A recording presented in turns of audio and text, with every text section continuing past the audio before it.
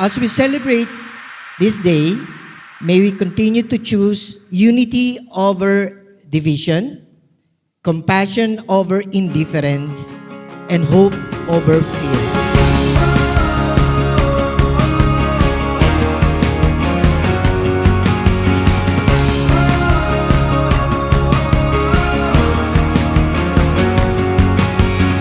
Together we rise because together we care, share, and hope.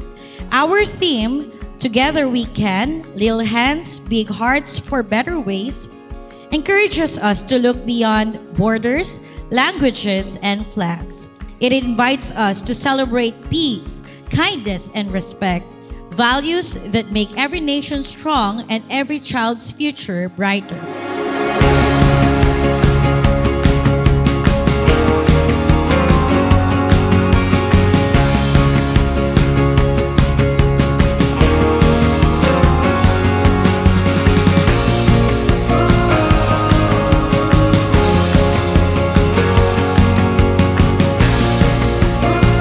Ladies and gentlemen, let's get ready to witness charm, confidence, and culture as our preschool students walk the stage in their United Nations ramp walk.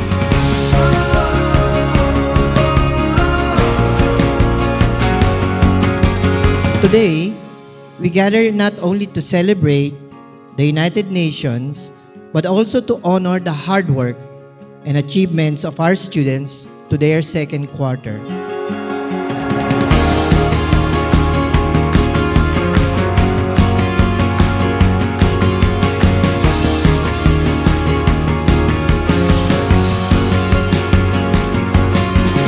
Here in FHLC, we stand as one family. We rise not by standing alone, but by lifting each other up.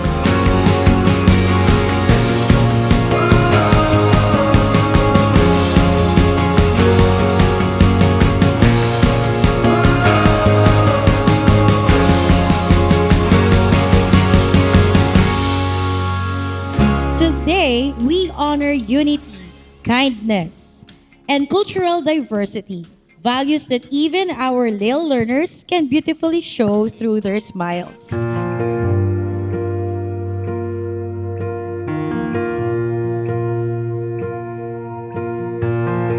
A blessed day to every one of you, dear parents, and pupils of grade 1, 2, and 3. Today we gather not only to celebrate the United Nations, but also to honor hard work and achievements of our students for the second quarter.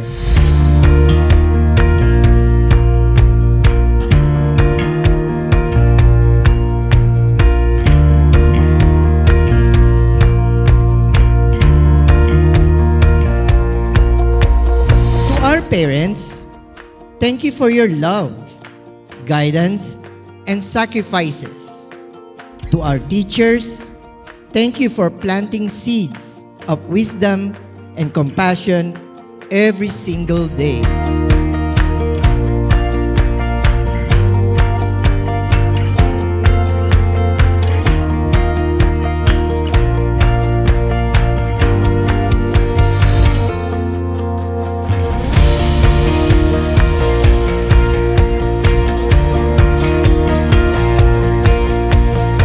This celebration reminds us of one powerful truth.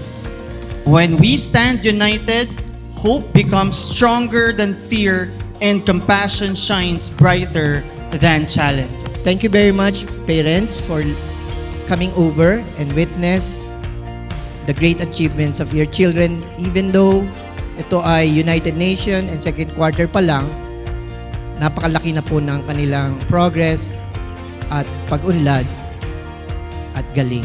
Palakpakan po natin ang inyong mga anak, mga parents.